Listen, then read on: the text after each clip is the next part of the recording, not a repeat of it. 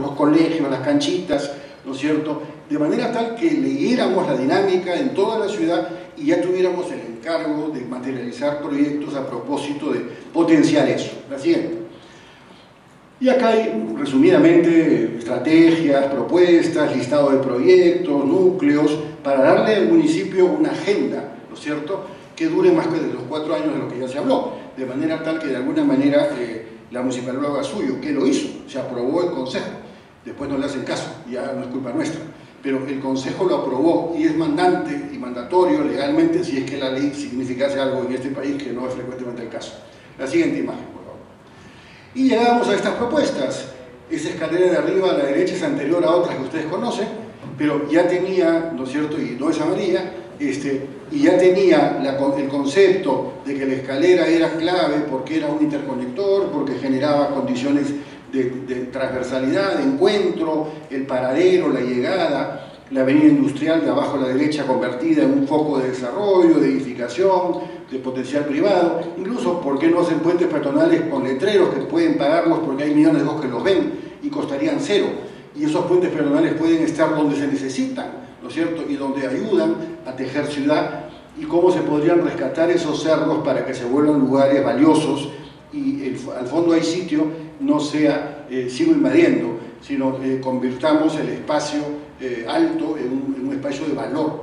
Medellín, bastante más recientemente, digamos, ha hecho algo bonito, poniendo bibliotecas y haciendo que la conexión de los teleféricos llegue a esos cerros que ya no son al fondo, sino que son destinos valiosos, ¿no? La siguiente. De modo tal que estas son imadas que llegamos incluso a plantear una maqueta de la ciudad que la pusimos en la municipalidad y que de alguna manera graficaba estas estrategias y definía dónde entonces tenía que pasar qué para que la ciudad pudiera ser organizada. La siguiente. Y listo, voy terminando. Entonces, en esta reflexión sobre Lima Norte, lo que he tratado de hacer en esto es hacer ver cómo Lima Norte es parte de un tejido y hay unas causas-efecto que están allí.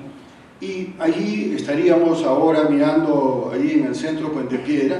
¿Por qué no vemos Lima desde Puente Piedra? ¿Y por qué no reinventamos dinámicas distintas a esas de los corredores y de los tentáculos?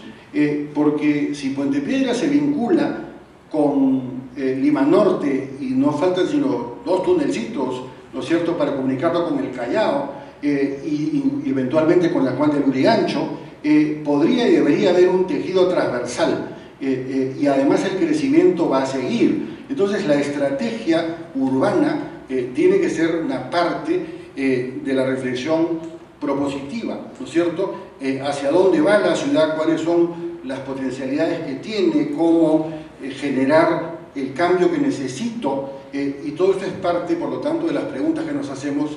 Acá lo trato en una escala muy grande. Entonces, en cada proyecto, en el taller, a una escala más pequeña, tratamos de que hayan reflexiones de esta naturaleza, y creo que hay varias bonitas en varios lugares de ciudad, ¿no es cierto? Yo aprendo, creo que más de lo que enseño. Gracias.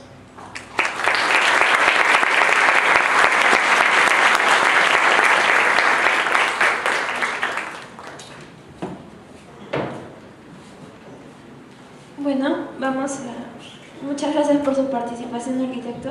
Vamos a proceder con la tercera exposición, a cargo del arquitecto José García Calderón, con el tema Ecosistemas de Innovación y de Diversificación Productiva en Ancón. Lo recibimos, por favor.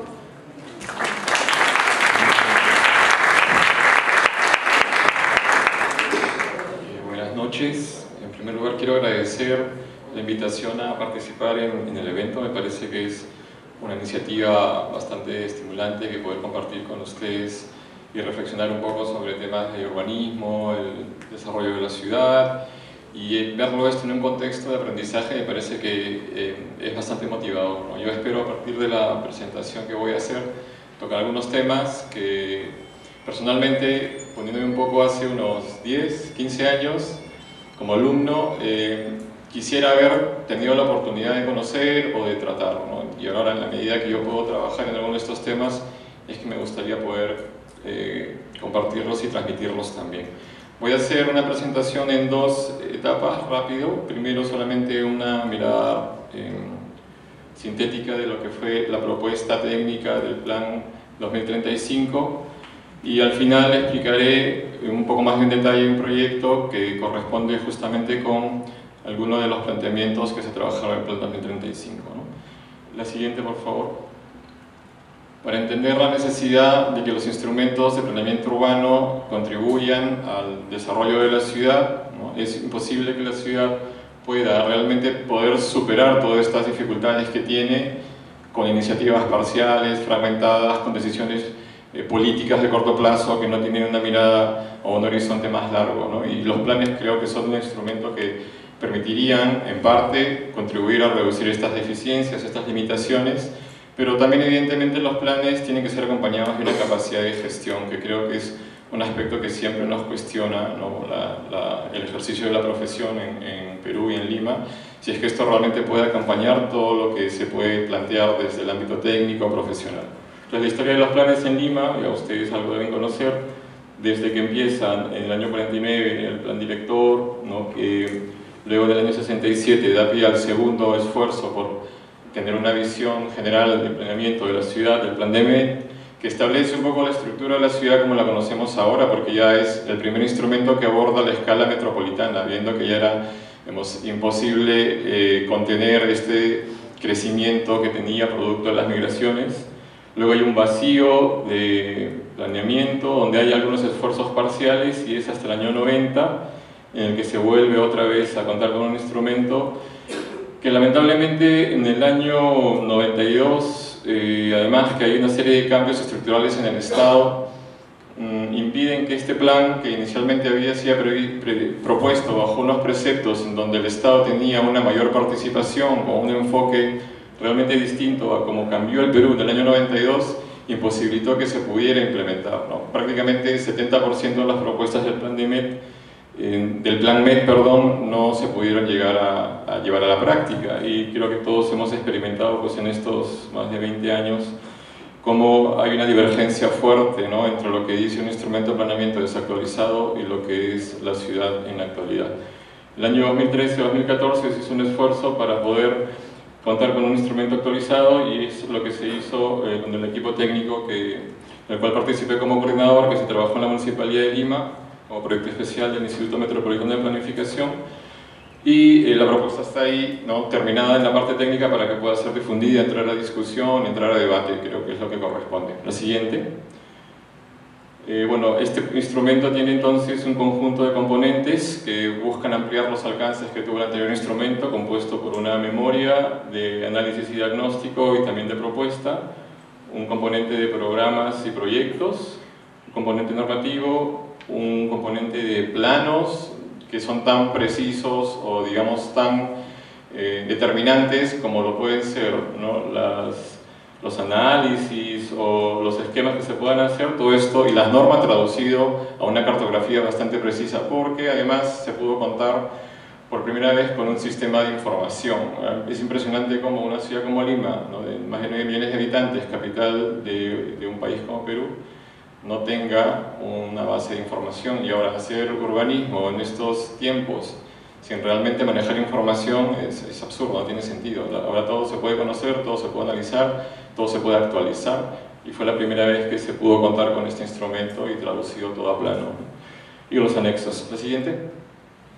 Bueno, los lineamientos o los objetivos que tenía el plan surgen evidentemente de los instrumentos mayores, que son los planes de desarrollo concertado. Se tomaron como base los de Lima y los de Callao, y se acotó evidentemente que un plan de desarrollo urbano aborda aspectos urbanísticos. Un plan de desarrollo urbano no resuelve problemas de educación, de bienestar social, de seguridad directamente.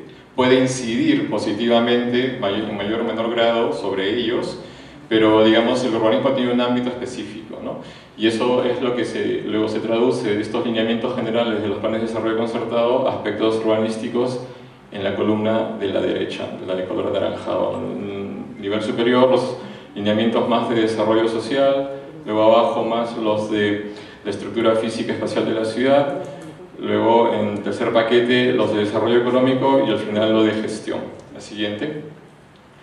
Y esto es de alguna manera el mapa que explica, el mapa conceptual que explica cómo se estructuró el plan, y que además creo que tiene un aporte significativo porque en gran medida lo que hace el plan es reunir y organizar de manera secuencial una serie de instrumentos que, ante la ausencia de un plan actualizado, la municipalidad había ido generando progresivamente, ¿no? Había sacado una ordenanza para mejorar un tema de la gestión de suelo, había sacado una ordenanza para una vía, había sacado una ordenanza para un instrumento parcial, y lamentablemente nada está coordinado y nada está articulado, ¿no? Entonces la gestión de la municipalidad era bastante difícil porque cada instrumento se había propuesto o había surgido a raíz de una coyuntura específica, ¿no? Entonces, lo que hace el plan es recopilar absolutamente todo lo que está disperso, desarticulado, organizarlo, ¿no? Así que aquí no hay, digamos, una transformación radical sobre los instrumentos de planeamiento que existen, pero sí les da un orden y una organización e incorpora algunas cosas nuevas que pueden complementar bien. Entonces, si vamos desde abajo, uno tiene el territorio, que luego es calificado por 3 condiciones básicas, que son el régimen de suelo, urbano, urbanizable, no urbanizable. Luego vienen los sistemas urbanísticos, que son de alguna manera el esqueleto principal de la ciudad, que garantizan la movilidad, la existencia de espacios abiertos, la existencia de equipamientos y la existencia de servicios básicos. Luego viene el tejido de la ciudad, que si fuera un cuerpo sería, ¿no?, la estructura, los huesos, los sistemas urbanísticos, y el tejido son las áreas normativas, es una especie de macrozonificación.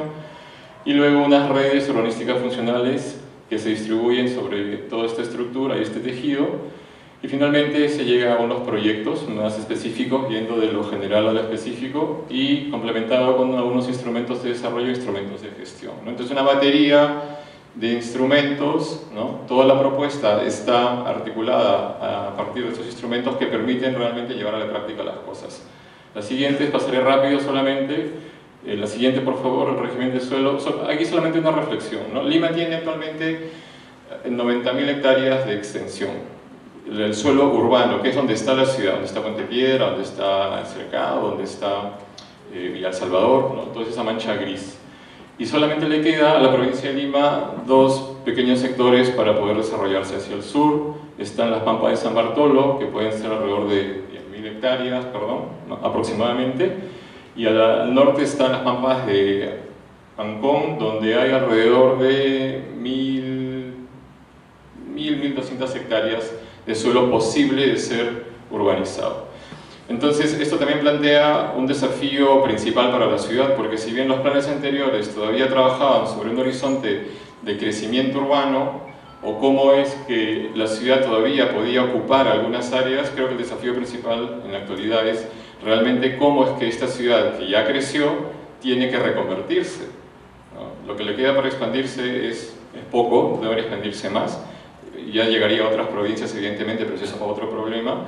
Pero lo principal es que este tejido gris, que ha crecido de manera espontánea en muchos casos, ¿no?, de manera, diré, poco sostenible, a pesar de que hay cuestionamientos al término que luego podría servir para discutir, ¿no?, que hacen que la ciudad sea bastante difícil de gestionar, de mantener, de servir, que funciona bastante mal también debido por esta extensión que tiene y esta ocupación de baja densidad.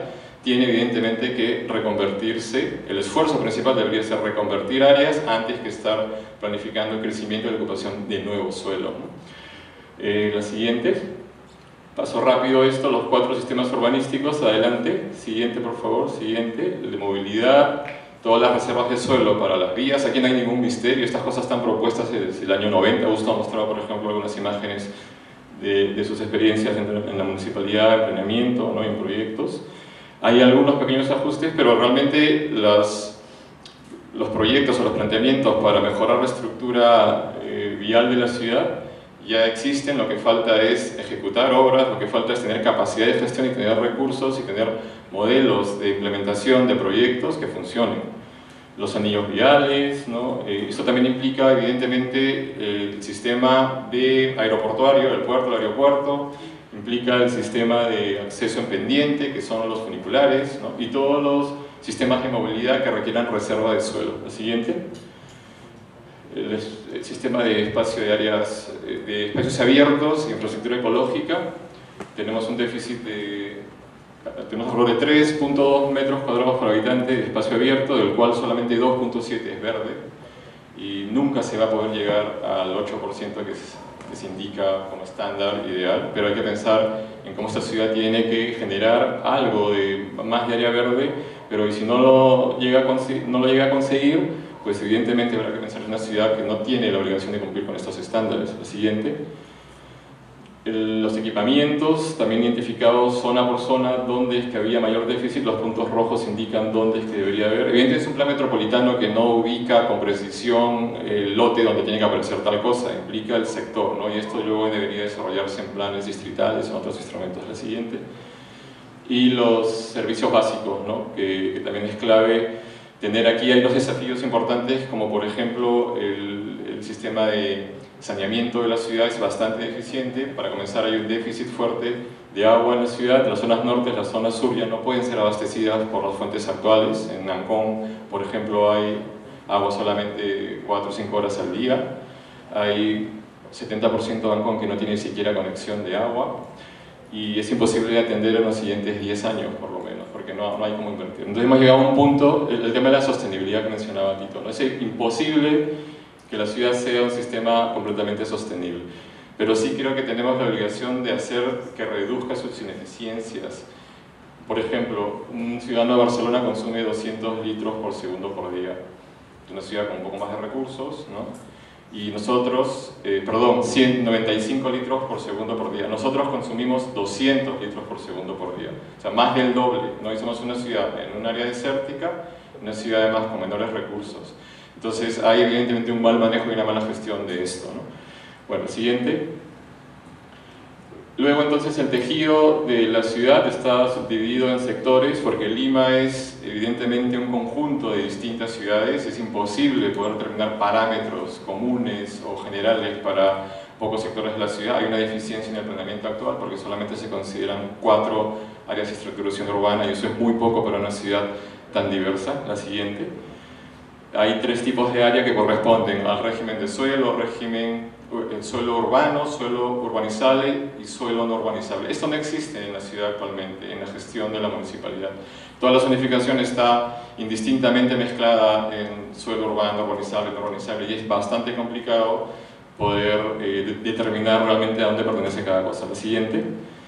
Solamente mencionaré las áreas de tratamiento normativo que corresponden al suelo urbano, y se amplió las categorías de 4 a 7 para reconocer realmente las diferencias, ¿no?, que tiene cada una de estas zonas. No es igual la quebrada, una de las quebradas de Independencia que mostró Augusto, con la zona del eje que está entre la Panamericana Norte y la Tupac Amaru. Son zonas que tienen condiciones distintas de urbanización, de ocupación y dinámicas distintas. No se pueden transformar de la misma manera o consolidar de la misma manera. Por eso se requiere determinaciones diferenciadas. La siguiente. Puse como ejemplo aquí la zona de Puente Piedra, ¿no?, donde se identifica. Ese es el plano de ordenamiento urbano del Plan 2035, donde se ve la Panamericana, la zona con mayor potencial de transformación, que es la que ustedes mismos han identificado, donde hay fábricas que ya son zonas, digamos, disfuncionales porque ya no están cumpliendo la función originalmente prevista y más bien se están convirtiendo en una centralidad, ¿no? Entonces ahí se ve la subdivisión de tipos de zonas que tienen que ser abordadas de manera diferenciada. La siguiente. Y las redes urbanísticas funcionales, la siguiente, que son la red de centralidades, la red de patrimonio, que es importante en la ciudad, y la red de los sistemas de transporte. La siguiente. Las centralidades, es interesante comparar un poco. A mí me gustó mucho ver lo que presentó Augusto hace un momento, porque en el año 90 hay cosas que ya evidentemente se podían ver. Creo que la versión del Plan MED no necesariamente toma esta identificación de centralidades, porque por ejemplo en el norte la ubica en Puente Piedra, ¿no? Y todos sabemos que en Puente Piedra no se desarrolló sino más bien en Fiori, ¿no?, en Independencia. La del sur evidentemente sí estaría entre Atocombo, Alipio, la proyección de la vía expresa, ¿no? Sin embargo, la diferencia entre Fiori o la zona de Independencia con la del sur es que en la zona norte sí había suelo disponible de áreas industriales en desuso, que evidentemente los inversionistas que están viendo, la historia es esta, ¿no?, de repente la conocen, en San Miguel cuando se hace la identificación de la procedencia de los compradores, antes de que existiera evidentemente todo este desarrollo de la zona norte, la mayoría de compradores venía del norte de la ciudad, ¿no? Y había mercado teóricamente suficiente como para poder generar ahí centros comerciales, y había terrenos grandes, porque era una zona industrial. ¿Por qué no ha surgido en el sur? ¿No? Es cierto que Wong acaba de construir un centro comercial, pero es solamente eso. O sea, no, a pesar de que creemos que hay condiciones para que surja, no hay terrenos. O sea, lo que habría que hacer es, ¿no?, una renovación urbana, reestructurando tejido, acumulando lotes masiva, que hace difícil que surja. Entonces hay que pensar otras estrategias distintas, ¿no? No es tan fácil. En cualquier caso, se identificaron como 53 centralidades de distinta escala, ¿no? Escala metropolitana, escala interdistrital, escala distrital, y evidentemente Puente Piedra es una de ellas. Y ahora ya no hay que hacer tanta especulación, ¿no? Evidentemente ya las cosas están, pero lo que sí hay que hacer es evitar que estas centralidades se desarrollen como se ha desarrollado la de Independencia, ¿no? Que son más polos comerciales. Una centralidad no es solamente una acumulación de centros comerciales, tiene que tener buena accesibilidad, tiene que tener buena calidad de espacio público. Cruzar, por ejemplo, de Tupac Amaru a la Panamericana Norte en esta zona solamente es posible hacerlo a través de los centros comerciales, porque si uno sale hacia el espacio público es una vereda de 1,50 m, camina, no sé, 1,5 km, 2 kilómetros al costado de una reja. Evidentemente, ¿quién quiere hacer eso, no? Entonces, ahí no llegó ninguna entidad pública, no se hizo ninguna estrategia urbanística ni plan que pudiera ordenar, y se desarrolló todo por iniciativa de la inversión privada, lo cual está bien, pero creemos que las entidades públicas tienen que establecer condiciones, tienen que llegar antes y tienen que conciliar los beneficios privados con los públicos. La siguiente, el patrimonio, la red de patrimonio, y la siguiente, la red de los sistemas de transporte. Aquí también los desafíos son importantes porque se está apostando evidentemente por un sistema de transporte masivo en base a metros, a trenes, ¿no?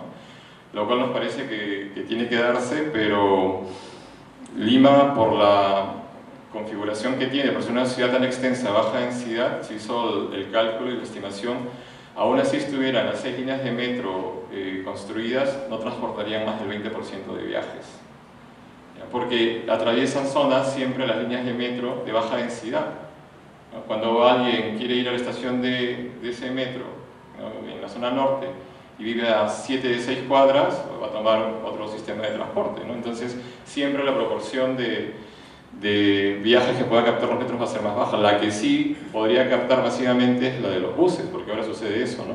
Pero evidentemente esto requiere una reforma del sistema de transporte, más que la ejecución de bypasses, ensanchamientos de vías, requiere que los 32.000 unidades de buses se reduzcan a 17.000 y que tengan mayor capacidad, pero eso es gestión y eso tiene también un costo político y es mucho más difícil, ¿no? Y también los otros sistemas que podrían haber incluido, por ejemplo los de acceso en pendiente, los teleféricos, también se han incluido. La siguiente.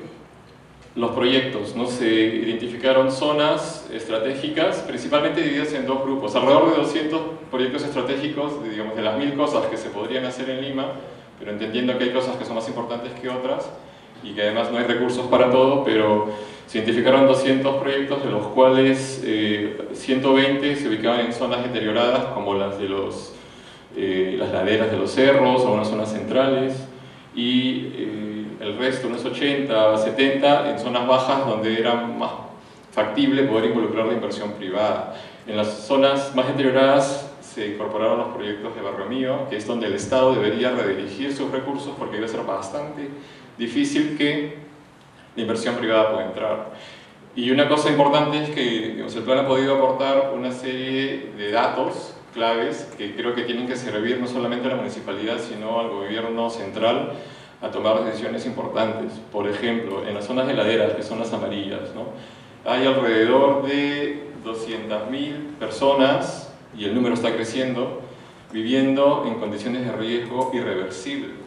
O sea, son personas son áreas en las que no se debería seguir invirtiendo porque es imposible poder, ¿no?, revertir condiciones de inseguridad y de calidad de vida. En las zonas más bajas de las quebradas hay alrededor de 700.000, que ya es difícil ahí, pero ahí al menos se podría invertir. Pero estas otras 200.000 en zonas de riesgo reversible, ¿qué cosa es lo que vamos a hacer con estas personas? Son 50.000 viviendas, ¿no? ¿Es el Estado capaz de generar 50.000 viviendas, además para la gente más humilde, ¿no? que no es capaz de poder entrar a los programas de vivienda que existen actualmente, que son más para población de clase media? Si van a tener que quedarse ahí, entonces, ¿cómo se va a asumir, ¿no?, esa incapacidad del Estado de poder tratar este tema, que cuando haya un desastre evidentemente va a generar una serie de gastos que no van a poder ser eludidos? Pero evidentemente estos temas ni forman parte del discurso del alcalde, ni tampoco del discurso de los partidos políticos actualmente. La vez pasada estuve en un evento en el cual uno de los especialistas en estos temas de uno de los partidos en la contienda planteaba la creación de nuevas ciudades fuera de la ciudad, ¿no? Evidentemente esto es correrle al problema. Lo que tienen que hacer es generar bonos de vivienda, porque ese es el indicador de los ministros de vivienda, el indicador de éxito, y como en Lima es imposible generarlo, pues mejor me voy fuera de la ciudad y genero ciudades satélites, ¿no? Entonces, este tema lamentablemente está siendo evadido y vamos a tener que afrontarlo cuando surja o cuando ocurra un desastre. La siguiente. Y sobre estos aspectos, la siguiente por favor, los instrumentos de desarrollo del plan. Evidentemente es un plan metropolitano que establece algunas determinaciones urbanísticas con varios instrumentos precisos, pero para llevarlas a la práctica se requiere ir bajando de escala, se requiere además también de contar con una serie de instrumentos, por ejemplo los planes derivados, la siguiente, que actualmente existen, pero existen solamente 3 en el esquema de la municipalidad, la siguiente, y que son insuficientes para poder llegar a realmente planificar o reconvertir alguna zona, ¿no? Existen ahora solamente planes urbanos distritales, planes especiales y planes metropolitanos. Sin embargo, por ejemplo, en las zonas de expansión, las pocas que quedan, no se puede aplicar la misma normativa de aportes que existe en otras zonas. O las zonas de reconversión, por ejemplo, las zonas de reconversión como las zonas industriales, ¿no?, requieren contar con instrumentos un poco más específicos, y por eso es que se propone la creación de 5 instrumentos, ¿no?, para poder llevar a la práctica las propuestas del plan metropolitano, el plan director, el plan de urbanismo distrital, que ya existe, los planes de elección de suelo, los planes de transformación de uso para las áreas de reconversión y los planes especiales que podrían ser los de los centros históricos o áreas de valor patrimonial. La siguiente. Y finalmente los instrumentos de gestión, que probablemente sean los temas que nos prestan o nos llaman menos atención, porque involucran una serie de aspectos legales, hasta administrativos, económicos, pero que si es que no los conocemos o no hacemos el esfuerzo por lo menos de entenderlos, realmente es bien difícil que los proyectos que nosotros podamos plantear lleguen a materializarse. Como mencionaba Tito también hace un momento, o sea, todas estas propuestas espectaculares de proyectos urbanísticos en otras ciudades tienen debajo un soporte de gestión, ¿no? Tienen unos instrumentos que hacen posibles que las propuestas urbano-arquitectónicas se lleven a la práctica. Y hay que llamar la atención que en nuestro medio hay un desfase y una desactualización tremenda, no te digo comparando el escenario actual con la Comunidad Económica Europea o Estados Unidos, comparando con países vecinos como Colombia, como Chile, como Argentina, ¿no? La falta de capacidad y de gestión de las instituciones a cargo de la administración de la ciudad creo que es bastante alta. Entonces lo que tenemos que hacer es, en la siguiente por favor, hacer que podemos contar con estas cosas, ¿no? Porque hay algunas cosas que ya existen, por ejemplo el régimen de aportes, pero lo que no existe son instrumentos como las plusvalías, por ejemplo, ¿no?, que permiten que se puedan financiar nuevos desarrollos, que se puedan financiar reconversiones con mejores aportes públicos. Eso en Perú no se puede mencionar siquiera, porque son solamente un concepto académico, teórico, ¿no? Entonces hay, como digo, una necesidad de poder ir complementando las propuestas de proyecto urbanístico con estos instrumentos de gestión que son los que finalmente contribuyen a que se materialicen. La siguiente. Y bueno, y finalmente ya para ir cerrando, es que el plan, si bien no llegó a aprobarse, si bien está listo para poder entrar a difusión, ¿no?, lo que debería suceder ahora es que se debata públicamente, se reciban observaciones, críticas, ¿no?, opiniones de todo tipo, y luego se reajuste y finalmente pueda pasar a una instancia de aprobación, ¿no? Pero no quiere decir que el plan esté muerto, eso no significa que el plan no esté siendo utilizado.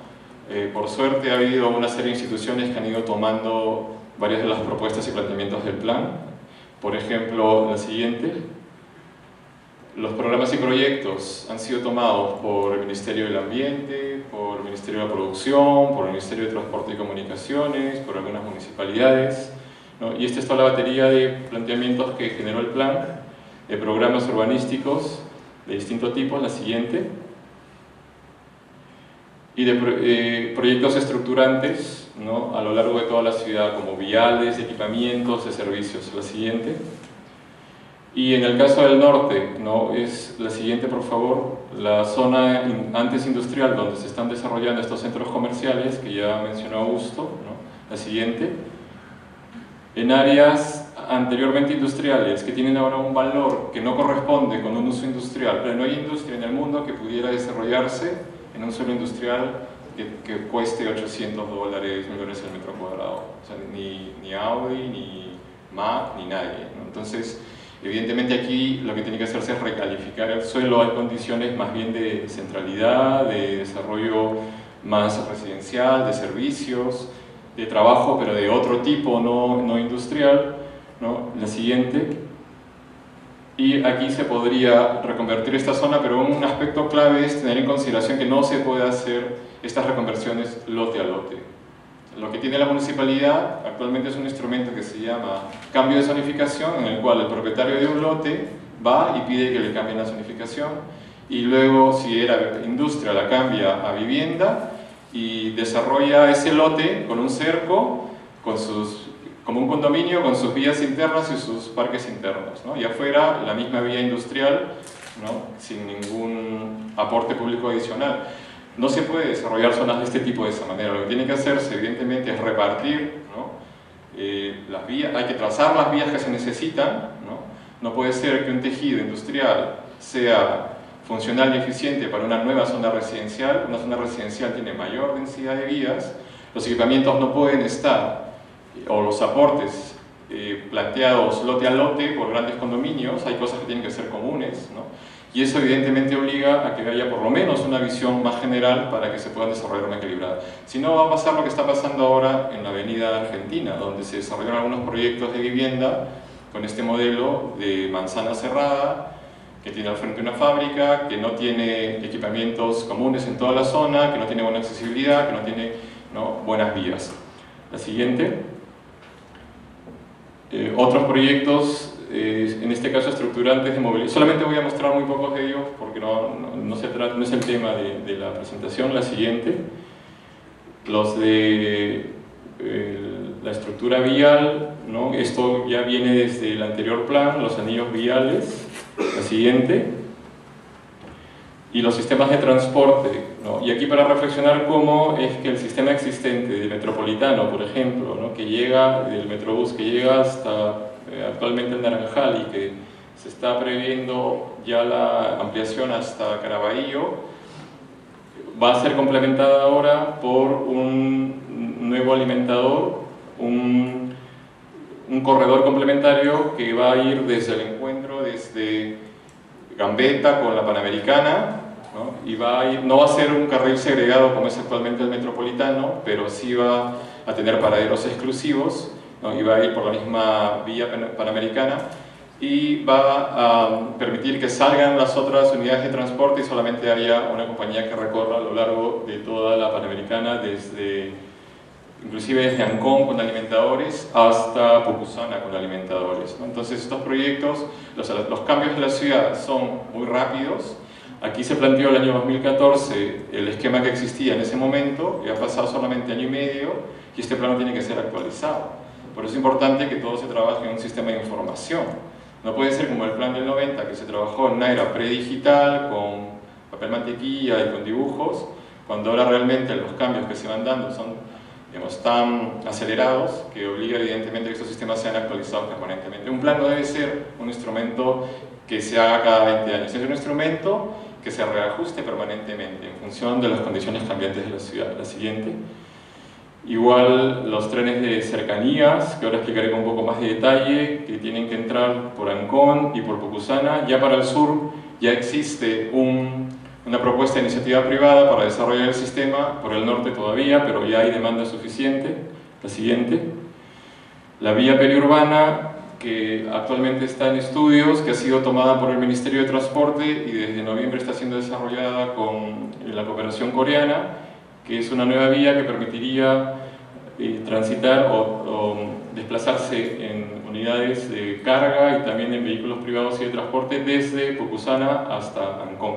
Es un proyecto de gran envergadura que reajusta el trazado anterior del año 90, que iba en superficie y que era inviable porque ahora ya está completamente ocupadas estas zonas como Manchay, por ejemplo, como la zona de Caraballo, ¿no? Entonces, ALMTC está tomando la propuesta para su desarrollo y para su posterior promoción. La siguiente.